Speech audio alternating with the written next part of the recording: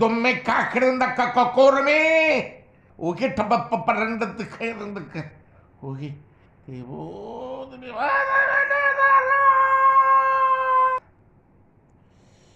தந்தை மகன் பிரித்தேன், கலகம் உண்டாக்கினேன்.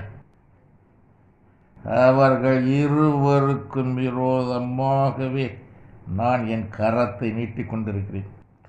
அரசியல் ஆதாயம் தேட அலைந்து கொண்டிருக்கிறார்கள் இருவரும். அரசியலிலே ஆதாயம் பெறுவார்கள், வாழ்க்கையிலே வேதனை பெறுவார்கள். அரசியலில் ஆதாயம் பெறுவார்கள், வாழ்க்கையிலே வேதனை பெறுவார்கள்.